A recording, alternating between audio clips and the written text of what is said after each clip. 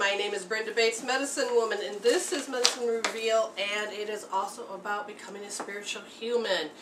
We are teachers, we are healers, and with me today I have Jen Tuffle, Medicine Woman. And I also have Scott Bates, apprentice and husband to Brenda. Okay, so we are just going to jump in. We love doing readings. We love to be able to do the show when it goes with the flow. So Jen, tell us. We have area code 609. You're on the air with Brenda, Jen, and Scott.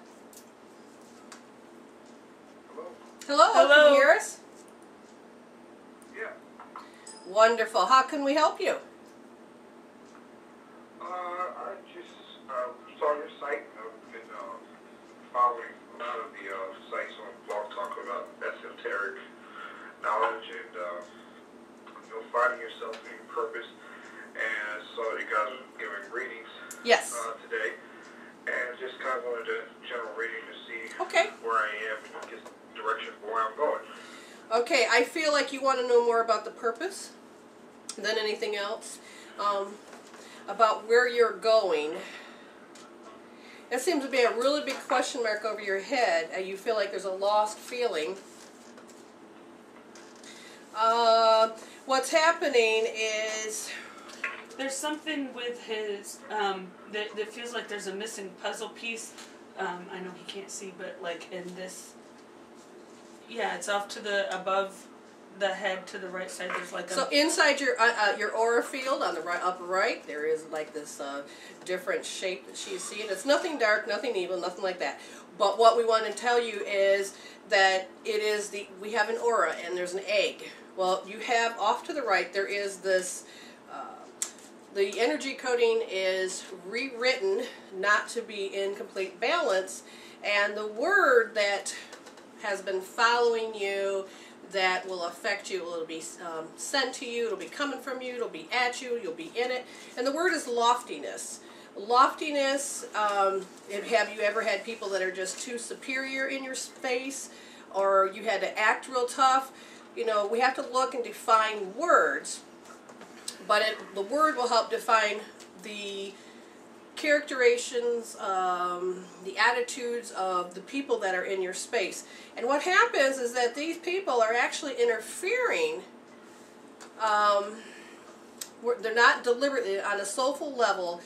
They are there to help you learn to grow, to earn your wings, to get to that purpose. But right now, when you were about 2 years old, that is when your soul encountered this soul contract to heal. And the main thing is the word is loftiness. Jen, can you find a definition of the word loftiness? I can do that. I'm also getting, because my stomach started really... The alarm system? Right, so the loftiness, I feel, in the stomach, I'm actually looking at the word stifled.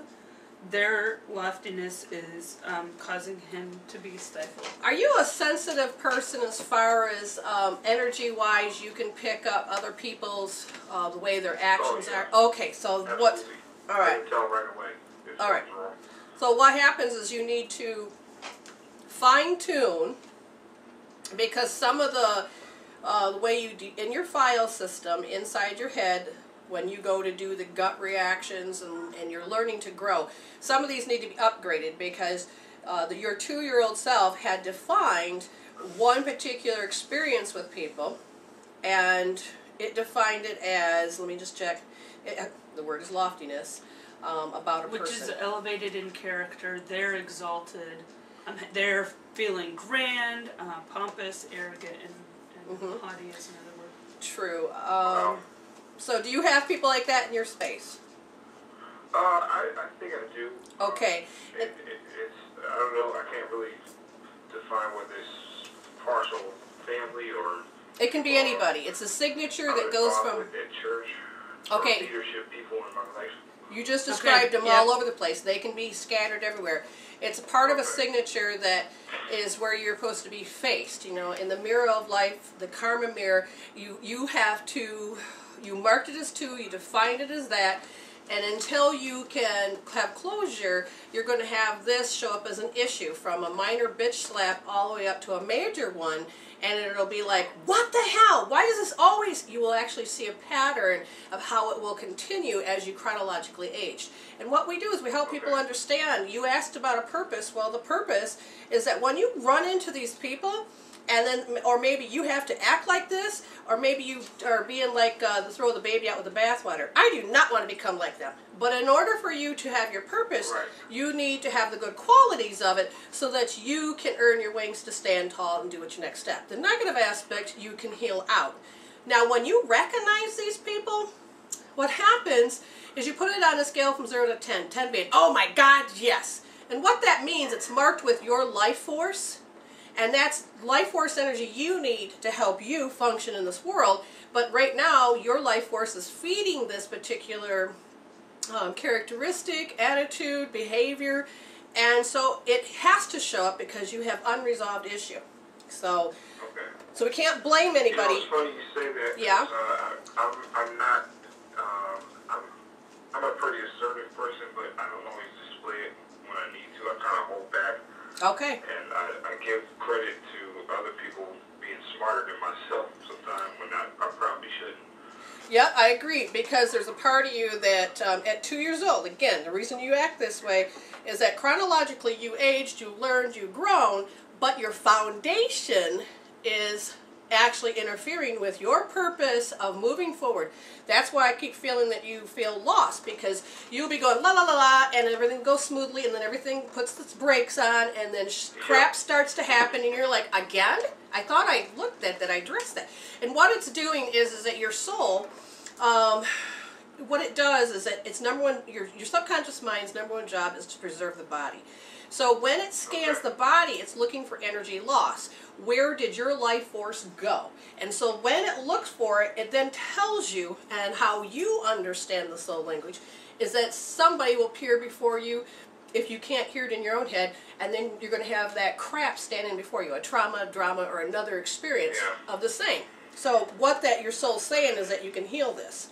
Now, it's crazy. If I can just share this with you, I grew up in church all my life, and as I got older, when I was about like 21, 22, I kept saying to myself, there has to be more than this, there has to be more than this. Yep, your soul's awakening. I got on my quest for searching knowledge, and it started in one area. I went to a different church, and I still go somewhat, but not as much as I did, but I've found so much more because I know that the world and God is so much bigger than the church displays, and I feel like my assignment and my quest for knowledge is so much deeper than what my foundation is, which you described earlier. Yes. And I feel like my foundation is like it's holding me back, and like my family doesn't really understand what my calling is, and it's like, well, this is the way you've been brought up, this is the way you should stay, and I don't feel like that. Right, and you're looking for options because you're looking for like-minded peeps, people that are similar to you.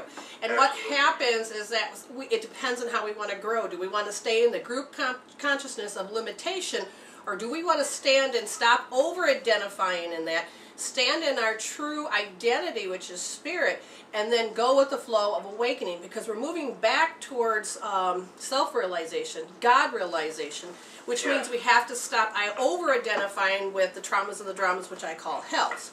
Well, now, here's my biggest fear. Yeah. Here's my biggest fear, and that is, my wife and I are very close. Uh-huh. However, my quest for knowledge and information and for higher consciousness is not the same as hers. Mine is a whole lot heavier and deeper. She kind of wants to stay right where she is in the church, and I wonder if that is going to lead to an interruption in our relationship, because she may not want the same things I want as far as higher light. And that's another story of the stifling to some degree. The chemistry will change because you are learning to realign. When you become out of sync, and like my husband and I had to do this too. I was going in one direction, he was going in another, and when I heard a path switch is where you have to take a look in an area of your life And if it's not working, you heal it, grow, and see all the skills you're supposed to learn so that you can have this happier life. Part of it was that me and him had to, I said, okay, I can't do this anymore. And he's like, what do you mean? Everything's fine. I'm like, no, it's not. And so I basically said, I'm done. After 17 years, I broke up with him. I said, I'm done. And I had to trust my soul because I did a meditation which I created on soul healing, and it is a soul cord with him because we're a part of that twin flame. You know, so I did a soul cord change and I healed it, and he literally, we were not connected for 3 whole days, and he could tell you that it felt like he went to hell and back. Yes. And then he finally was asking certain questions in his life, and when that came up on the 3rd day was, what do you want to do? What's your intention with your wife? What do you... And he realized, you know what? I am not happy where I'm at. She's not forced me to change. What do I want to go? And then the next thing you know, I felt his energy cord hook up to mine. And so our souls were speaking again. Now he had to win me back to some degree because at this point I had already had 17 years of I'm done with this. And so then he learned to court me again. And we learned to one another that he was serious about where he wanted to go. I says, you cannot come in my space unless you're being authentic and you're doing it for yourself and not for me. I don't want you to do it for me at all. And so we're back on track. We're learning. He comes to all my classes. He does the radio show with me. Say hi, Scott. Hi. That's my husband. I do exist, yes. He used to be totally against this. I didn't know. I've known Brenda 7 years now. And been coming to class and doing all that kind of thing, and now we're business partners. And Scott, I saw Scott, I think I can count 10 times in the... I only remember twice seeing you, so... Exactly. Just seeing, interacting. Up until December, just like this, you know, handful of times. And now all of a sudden it's like, oh... Brenda has a husband. He exists. This is absolutely fascinating. And so, you have to understand, even in the 11th hour when everything looks bad, it still ends up on whether or not, you know, I healed. Every day I would sit down and use hope therapy, or I would use meridian tapping, and I changed the definitions of my foundation with my relationship to him. And, you know, at this time, he didn't know exactly what he's supposed to heal, so he would come to me, and as long as he asked, I would help him heal. But he had to be the one to do it. So as we healed, we changed it and we were able to get back in sync. Otherwise, the old belief system, or the belief system that Spirit tells me, is that you have to be okay to lose your friends and family. Which means that when paths occur, you're going to have to switch. It doesn't mean you have to be totally brokenhearted. And I'm just going to tell you a quick story. When my friend and I, for 7 years, every month, we seen each other, we did hands-on healing, we grew, you talk about like-minded peeps, and then Spirit tells me I'm supposed to path switch, meaning I'm not supposed to be with her anymore. I says, oh my God, you're talking about my safety, my protection, I don't know anybody else besides her. And finally, on the 3rd time, every time I went back there, it just seemed like she was going to get mad at me. I says, all right, so I pulled back, and I started going into a different direction, and I have to say, if I would have kept going, I would have lost her as a friend.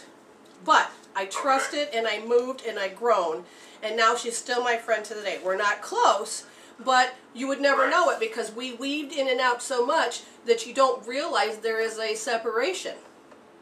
We can pick up right where we left off. So even if it looks bad and it's negative, go heal. Go use a meridian tool. You know, I got a whole website, mwreveal.com, with healing tools, all kinds of healing tools, and we got many more to put up.